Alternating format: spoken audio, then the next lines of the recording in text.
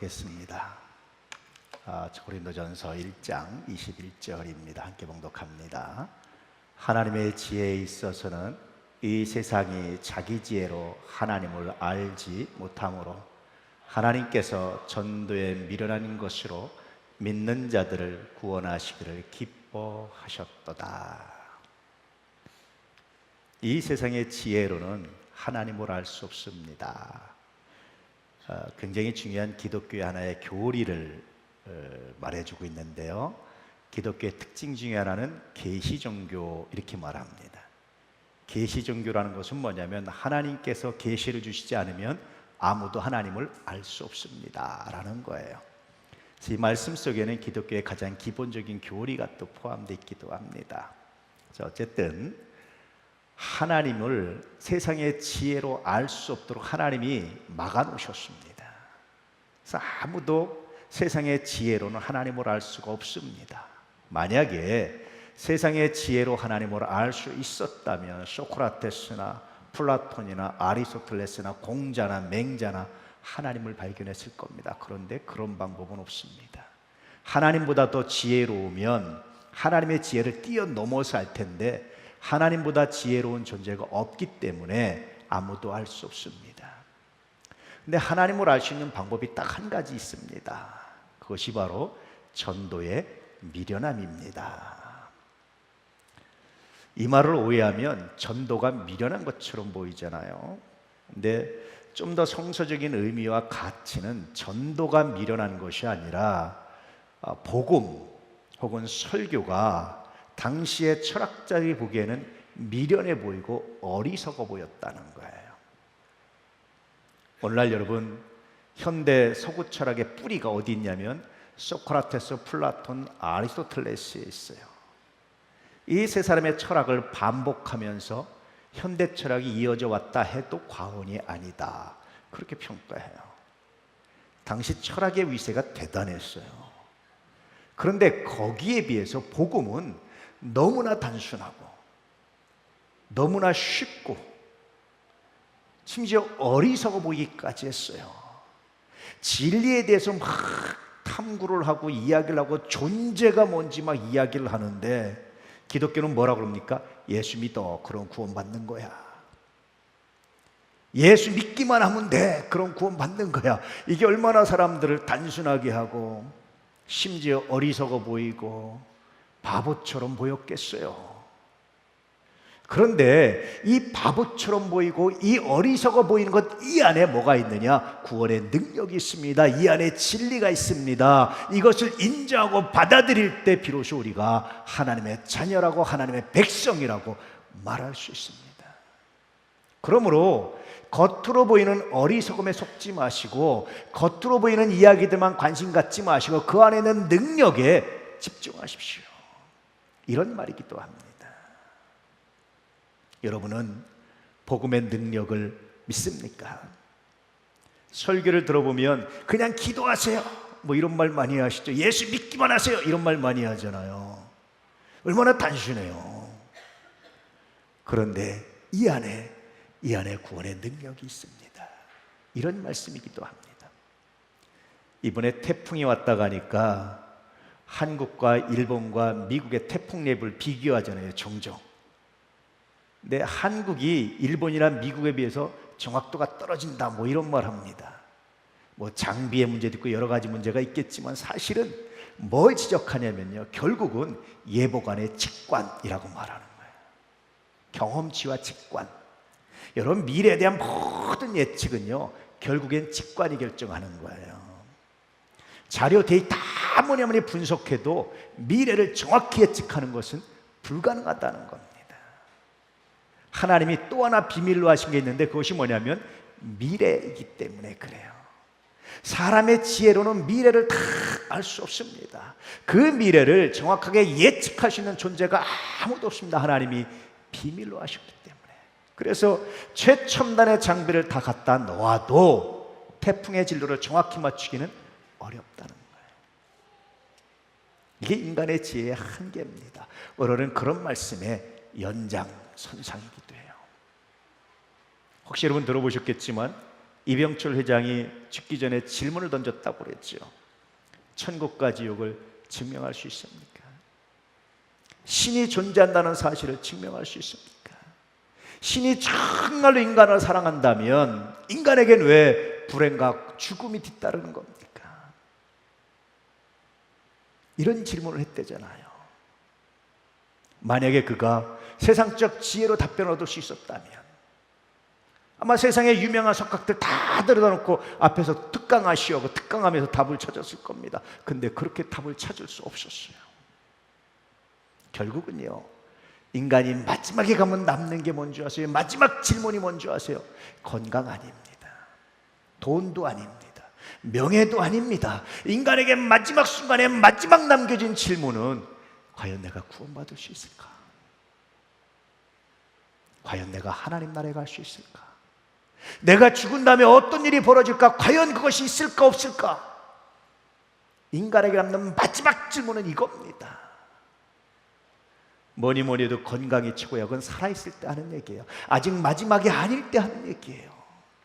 마지막 순간이 되면 그 질문도 다 의미가 없어집니다. 딱 하나, 이병철 회장처럼 정말 영혼이 존재할까? 천국과 지옥이 있을까? 이 질문을 던지는 거예요. 여러분이 이 질문에 대한 답변을 얻으셨습니까? 만약에 이 질문에 대한 답변을 아직도 얻지 못하셨다면 전도의 미련한 것, 복음의 단순함, 설교의 단순함, 이것에 귀를 기울이는 믿음의 역사가 있기를 주의 이름으로 축복합니다. 할렐루야. 오늘 말씀 바로 그 말씀을 하고 있는 거예요. 복음이 미련해 보이는 이유는요, 하나님께서 세상의 지혜로 복음을 알 수 없게 하셨기 때문이에요. 이러한 사실은 본문 앞에 있는 말씀들을 통해서 또 나타나죠. 함께 읽어볼까요? 지혜 있는 자가 어디 있느냐? 선비가 어디 있느냐? 이 세대의 변론가가 어디 있느냐? 하나님께서 이 세상의 지혜를 미련하게 하신 것이 아니냐. 스스로 지혜롭다고 하지만 우준한 자가 되어서 어리석은 자가 되어서 정말 중요한 건 알아야 될 것을 알지 못하기 때문이 아니냐. 그러므로 우리는 복음에 집중해야 됩니다. 많은 사람들이 요즘에 기독교를 공격해요. 개독교라고도 말하고 복음을 우습게 말하고 교회를 우습게 말합니다. 그런데 그들은 그렇게 말할지라도 복음이 어리석어 보이고 교회가 어리석어 보이고 신앙이 어리석어 보이고 아무것도 아닌 것처럼 보이는 것이 당연한 거예요. 하나님께서 막으셨기 때문에. 그런데 적어도 우리들에게는 그 복음 뭡니까? 생명입니다. 적어도 우리들에게는 그 복음은 생명을 바쳐서 간직해야 될 정말 중요한 구원의 능력입니다. 이 확신이 있느냐라고 묻는 거예요. 바울은 복음에 대해서 이렇게 말하죠. 시작. 내가 복음을 부끄러워하지 아니하노니 이 복음은 모든 믿는 자에게 구원을 주시는 하나님의 능력이 됨이라. 첫째는 유대인에게요, 또한 헬라인에게로다. 여러분, 복음의 능력을 믿습니까? 모든 믿는 자에게 구원을 주신 하나님의 능력이 복음이라는 사실을 믿습니까? 아직도 복음이 어리석은 것으로, 아직도 복음이 미련한 것으로 생각되지 않습니까? 이런 고민을, 이런 묵상을 한번 해보셔야 돼요. 하나님의 지혜에 있어서 이 세상에 자기 지혜로 하나님을 알지 못하므로 하나님께서 전도에 미련한 것으로 믿는 자들을 구원하시기를 기뻐하셨다. 이 말씀의 의미를 다시 한번 되새겨볼 수 있길 바랍니다. 이 말씀은 이런 의미이기도 해요. 여러분들이 어리석다고 말하는 그 복음 안에는 구원을 주시는 하나님의 능력이 담겨 있습니다. 여러분들이 이 능력을 발견하지 못하는 것을 보니 여러분의 지혜야말로 미련한 것들입니다. 이런 강력한 반문이 들어있는 말씀이 오늘 말씀이기도 해요. 아직도 여러분 복음의 확신 가운데 없다면, 복음의 확신을 발견하지 못했다면 하나님, 나는 정말 어리석은 자입니다. 나의 어리석음을 깨우시고 나의 어리석음을 회복하시고 나의 어리석음을 고쳐주시옵소서 기도하셔야 된다는 거예요. 다시 묻습니다. 복음의 능력을 발견하셨습니까? 어떤 분이 교통사고를 당하셨어요.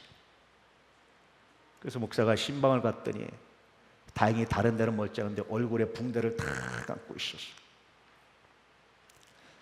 뭐라고 위로해야 될지 말이 안 나올 때가 종종 있어요.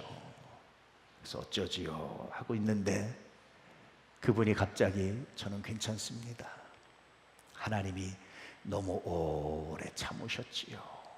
그러면서 붕대가 적실 정도로 눈물을 막 흘리는,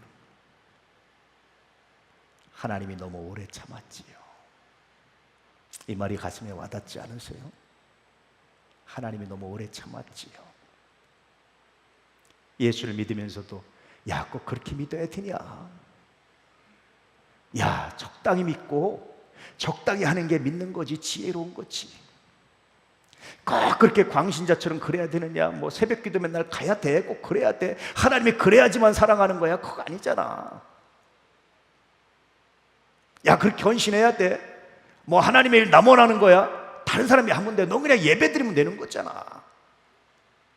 얼마나 많은 이야기들이 있었겠어요. 그럴 때마다 복음의 능력보다는 그렇게 적당히 피해갔던 사람, 이 사람이 그 마음에 찔렸던 거죠. 언젠가 결단해야 되는데, 언젠가 해야 되는데, 그러고도 계속 뒤로 미루고 미뤘는데 그 사고 현장에서 붕대를 갖고 있으면서 비로소 고백하는 거예요. 하나님이 너무 오래 참으셨지요. 하나님을 너무 오래 참게 하지 않는 지혜가 여러분에게 있기를 주의 이름으로 축복합니다. 정말 복음의 능력을 발견하면, 그 복음이 어떤 가치가 있는지 정말 발견하는 사람은 하나님을 기다리게 하지 않습니다. 전도의 미련함 속에 있는 하나님의 구원의 능력을 발견하면 결코 하나님을 기다리게 하지 않습니다. 이걸 보니까 아이가 핸드폰을 다룰 줄 알아요. 제가 보니까 요즘 아이들이요, 엄마 아빠 말보다 먼저 배우는 게 핸드폰 찾는 거예요. 영상 찾는 거. 제가 보니까 먼저 찾는 것 같아요. 핸드폰이 이렇게 쉬운가요? 단순한가요? 제가 이러면서 깨달은 게 있어요. 복음이 마치 그와 같지 않을까. 겉에는 아주 쉬워요. 미련해 보일 정도로 단순하고 쉬워요. 그런데 그 안에는 뭐가 있습니까, 여러분? 우리를 구원하는 하나님의 능력이 쉽겠습니까? 누구나 할 수 있는 일이겠습니까? 그렇지 않아요. 만세전부터, 창세전부터 하나님이 우리를 구원하시기 위한 계획을 세우셨어요. 이렇게 정확한 타이밍을 맞춰서 정확하게 하나님이 역사하시고 이루어 가시면서 예수 그리스도 이 땅에 보내시고 십자가에 못 박아서 누구든지 믿는 자를 구원하시기 위한 계획들, 그리고 우리 마음을 감동시켜서 너 이때 예수 믿어야 돼, 너 이때 복음을 들어야 돼 라고 말씀하시면서 복음을 듣게 하시고, 삶이라고 인간이 측량할 수 없는 수많은 지혜가, 은혜가, 능력이 그 안에 담겨져 있단 말이에요. 근데 마치 아이가 핸드폰을 조작하니까 야, 그거 쉽구나, 아무나 하는 거구나, 아무나 만들 줄 아는 거구나 라고 착각하지 않듯이, 복음이 미련해 보이고 단순해 보이지만 그러나 그 복음이 구원의 능력이 되는 순간, 그것은 인간이 범접할 수 없는, 인간이 미처 깨달을 수 없는, 인간이 할 수 없는 능력이 그 안에 있습니다. 여러분이 이 능력을 믿습니까? 아직도 여러분이 이 능력 안에 있지 못했다면 미안하지만 여러분 지혜롭지 않습니다. 미안하지만 아직도 하나님의 은혜를 발견하지 못하고 있습니다. 미안하지만 아직도 여러분 어린아이에 불과합니다. 굉장히 강력한 메시지가 사실은 이 부드러운 말 속에 들어있는 겁니다. 복음의 능력을 발견하셨나요? 정말 여러분 복음 안에 거하고 있나요? 그 말씀 안에 거하고 있나요? 겉으로 보이는 단순함에 속아서, 겉으로 보이는 단순함 때문에 전도에 미련한 것이라고, 복음의 어리석은 것이라고, 설교의 어리석은 것이라고, 성경의 어리석은 것이라고 당시의 철학자들처럼 진단하고 있지는 않습니까? 오늘이 가기 전에, 이 시간이 가기 전에 그 복음의 방식을 깊이 묵상할 수 있는 은혜가 있기를 주의 이름으로 축복합니다. 할렐루야. 이쯤에서 우리는 다시 오늘 말씀을 봐야 됩니다. 시작. 복음에는 하나님의 의가 나타나서 믿음으로 믿음에 이르게 하나니 기록된 바 오직 의는 믿음으로 말미암아 살리람과 같으니라. 저는 이 말씀 볼 때마다 가슴이 떨리고 좋아요. 하나님 감사합니다. 내가 간직하고 있는 복음에 하나님의 의가 있음을, 하나님의 놀라운 능력이 있음을, 하나님의 사랑이 있음을 내가 알고 믿습니다. 그래서 내가 이 복음을 부끄러워하지 않습니다. 세상이 아무리 비난한다 할지라도 나는 복음을 간직합니다.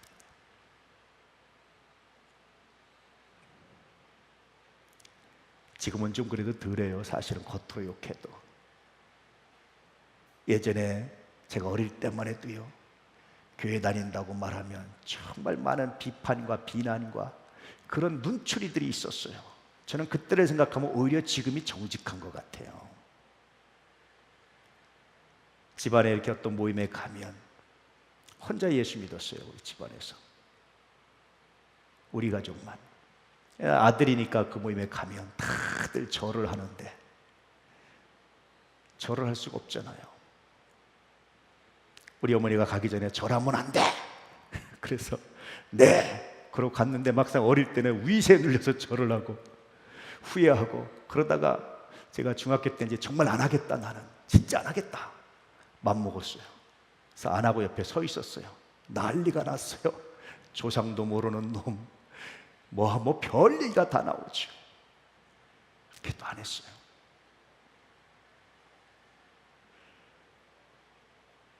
그랬는데요,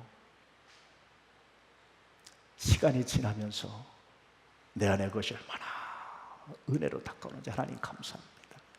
나로 하여금 그런 결단을 하게 하시고 지키게 하시고, 내 안에 있는 복음이 부끄럽지 않고 내 안에 있는 복음이 당당하게 하시고, 내가 예수 믿습니다, 나는 하나님 외에는 그 누구에도 절할 수 없습니다.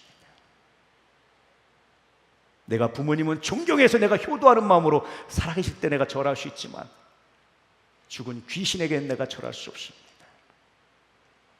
이 고백을 가지고 섰는데 힘들고 욕먹고 비난받았지만 그 순간이 얼마나 감동이었는지 저는 그 순간을 잊을 수가 없어요. 하나님은 이 복음 안에 구원의 능력을 주셨습니다. 여러분, 복음의 능력을 믿으시기를 다시 한번 주의 이름으로 축복합니다. 할렐루야. 오늘 말씀에 순종하는 방법은요, 바로 여기 있습니다. 시작. 너는 말씀을 전파하라. 때를 얻든지 못 얻든지 항상 힘쓰라. 범사에 오래 참으로 가르침으로 경책하며 경계하며 권하라.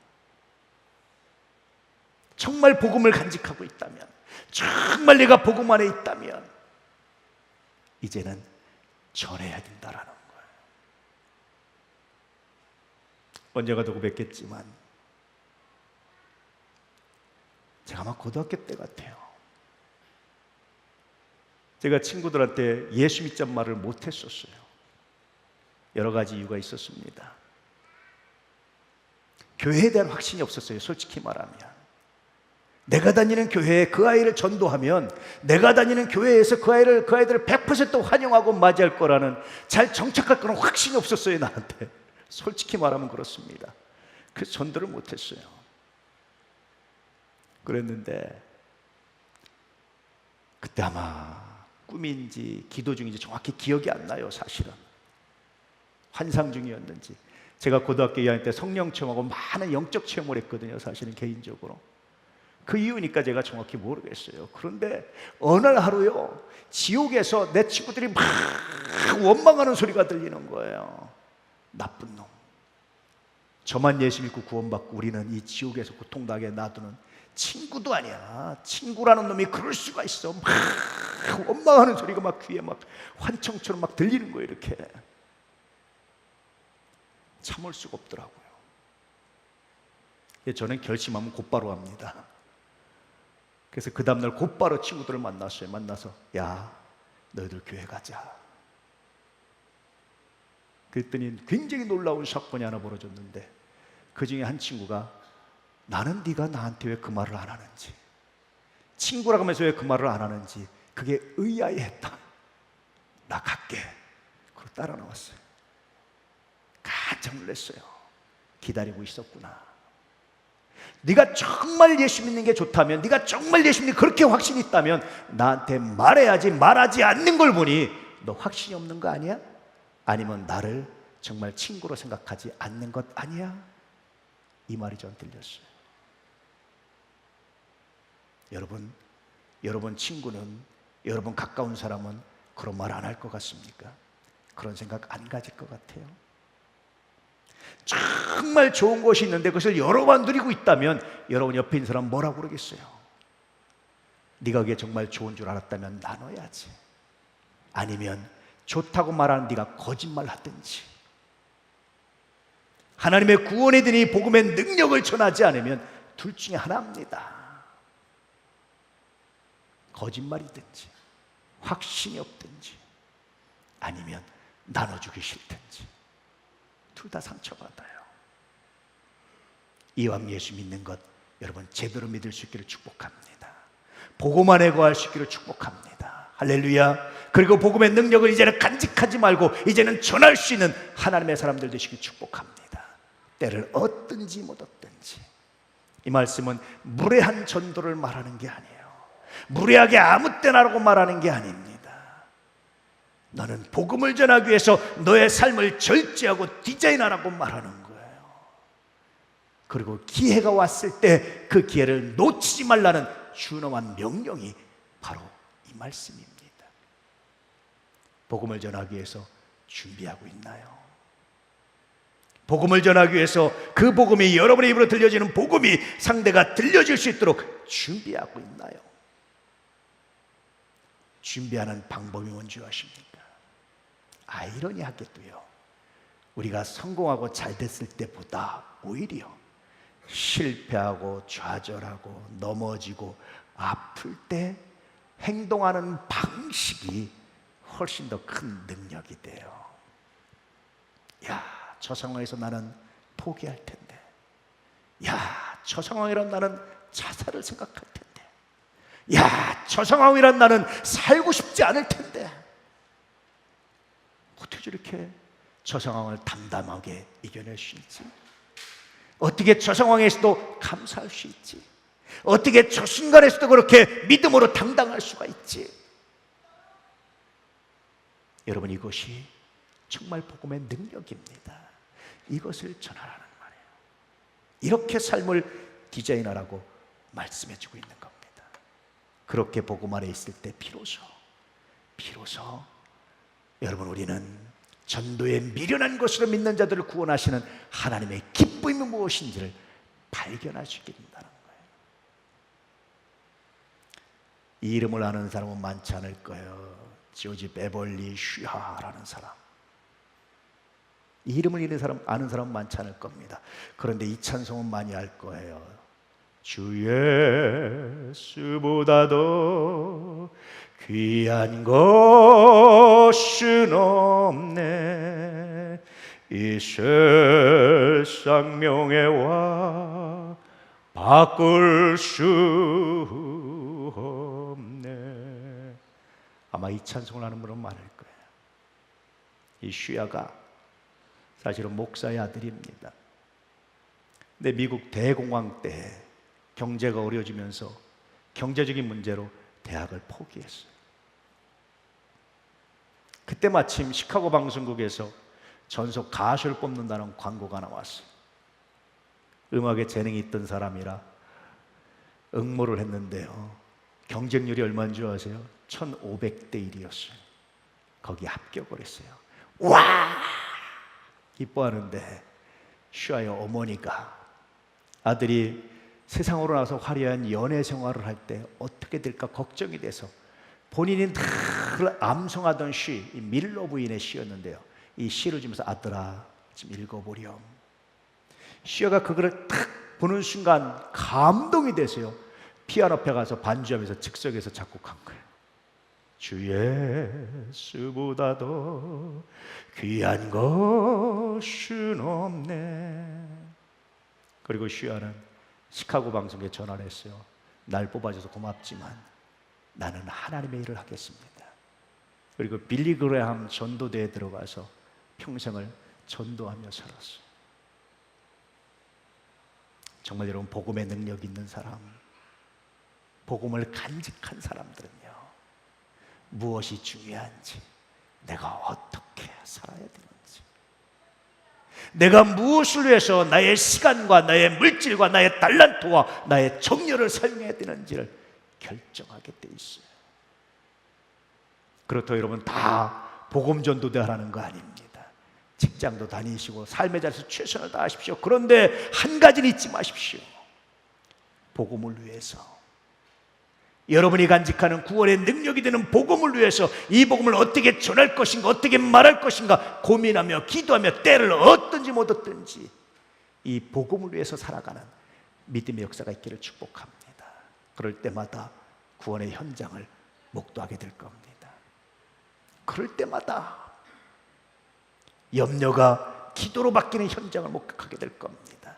그럴 때마다 미움이 사랑으로 바뀌는 현장을 목격하게 될 겁니다. 그럴 때마다 두려움이 기쁨과 감사로 바뀌는 현장을 목도하게 될 겁니다. 제가 어떤 분은 두려움이 많은 분이었어요. 항상 무섭고 두려웠어요. 특히 죽음만 생각하면 두려워서 어쩔 줄을 몰랐어요. 제가 그걸 겪어봐서 알아요, 그 두려움이 뭔지를. 간혹가다 두려워 떨어가지고 와주세요, 예배 좀 드려주세요, 찬송해 주세요. 그러 겨우 마음을 진정시키고 넘어갔어요. 그런데 이분이 돌아가실 때요, 나 이제 하나님 나라 간다, 나 이제 하나님 나라 간다, 나 이제 하나님 나라 간다, 내가 이 땅에 더 있기 원하지 않는다, 난 이제 하나님 나라 간다 고백하며 가셨어요. 그 차이가 뭔지 아세요? 복음을 그냥 맛만 보고 겉으로만 갖고 있다가 이제 복음을 나의 것으로, 할렐루야, 받아들이는 그 순간 죽음의 두려움이 아니라 하나님 나라의 기쁨이, 구원의 능력이 이 분을 사로잡기 시작한 거예요. 인생을 정말 아름답게 마무리하셨어요. 추한 거 하나도 안 보이고 인생을 아름답게 마무리하셨어요. 저는 구원의 현장을 종종 목도합니다. 복음을 자기의 것으로 받아들이는 사람들, 복음을 미련한 것으로, 어리석은 것으로 말하지 않고 그 안에는 하나님의 능력을, 구원해낸 능력을 맛본 사람들이 가진 삶의 변화를 저는 종종 목도했습니다. 이 변화를 이제 여러분의 것이 되게 하는 은혜가 있기를 축복합니다. 할렐루야. 어떻게 해요? 전도의 미련한 것 안에 있는 하나님의 능력을, 사람들이 미련하다고 말하지만 나는 그 안에 있는 복음의 능력을 소유함으로 이 기쁨을 맛볼 수 있기를 축복합니다. 뿐만 아니라 가장 사랑하는 사람들에게 이 복음을 전함으로 이 능력을 맛볼 수 있기를 주의 이름으로 축복합니다. 제가 한순간 이렇게 공개적으로 말하기 어려운 자리가 하나 있었어요. 굉장히 긴장되는 자리였어요. 저 어떤 목사님하고 선교사님이 있었는데 이분한테 복음을 전해달라는 거예요. 저 옆에 있는 목사님께 먼저 부탁을 했어요. 목사님, 복음을 전해주세요. 굉장히 노방전도도 잘하고요, 평소 복음 설교 굉장히 잘하는 분이에요. 제가 몇 번 설교를 들어봐도 이게 얼마나 긴장된 상태였는지 자기 못하겠다는 거예요. 굉장히 긴장된 상태예요. 그냥 보편적 긴장이 아니라 위협을 받으시는 상황이었어요. 사실은 그래요. 그러니까 선교사님이 황 목사님이 해주시죠. 어떻게 했겠어요? 복음을 전했죠. 전했는데 그 순간 머리가 하얘지는 거죠. 그래도 해야 되겠다. 그래서 정신을 차리고 복음을 전해서 전했더니 그분이 나 예수 믿겠습니다. 영접하고 제가 축복 기도하고 이름까지 새로 지어주고, 그런데 그 순간을 잊을 수가 없는 거예요. 내가 잠시나마 머리가 하얘졌던 그 창피함을, 그 부끄러움을 잊을 수가 없는 거예요. 하나님, 이게 뭡니까? 내가 노방전도도 나름대로 열심히 하고 축구전도 복음도 많이 전하고 안 믿는 분들한테 내가 복음도 전해서 예수 믿게도 하고 많은 복음을 전했는데 하나님, 이게 뭡니까? 이 순간 내가 왜 이렇습니까? 얼마나 당혹스러웠는지 몰라요. 신학을 공부하고 박사가 되고 수도 없이 성경을 보고 읽고 설교를 했는데 왜 얼마나 부끄러웠는지 몰라요. 당황했던 내가, 물론 여러 가지 위협적인 상황이긴 했지만. 여러분 당황하지 않습니까? 목사도 그 순간에 당황했는데 여러분 당황하지 않습니까? 그렇다면 정말 축복합니다. 근데 혹시 아직도 가슴이 먹먹하다면 훈련받을 수 있기를 축복합니다. 할렐루야. 훈련 없이 되지 않아요. 훈련 없이 되지 않습니다. 그때 정말 하나님의 은혜를 주셔서 그분이 예수 믿고 영접해서 구원받았으니까 망정이지, 그렇지 않으면 제 평생이 아마 정말 수치스러운 순간으로, 정말 잊을 수 없는 순간으로 기록되어 있었을 겁니다. 복음을 위해서 어떤 훈련을 받고 있어요? 훈련 받으셔야 기회가 왔을 때 전할 수 있어요. 훈련 받으셔야 말할 수 있어요.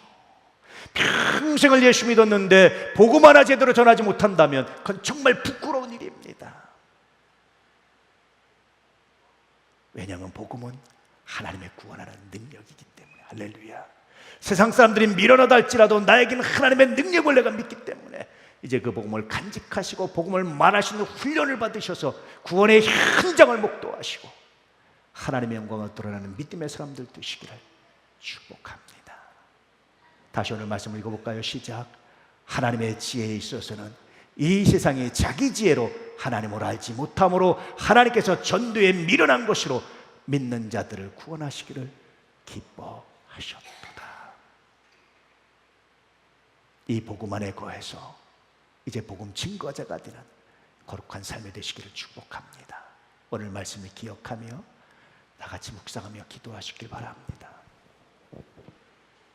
하나님, 이제 복음의 증인이 되기 원합니다. 세상 사람들이 개독교라고 독한다 할지라도 나에게는 그 복음이 예수만이 구원의 길이요 진리요 생명됨을 내가 고백합니다. 왜냐하면 나는 복음의 능력을 맛봤기 때문입니다. 구원의 현장을 맛봤기 때문입니다.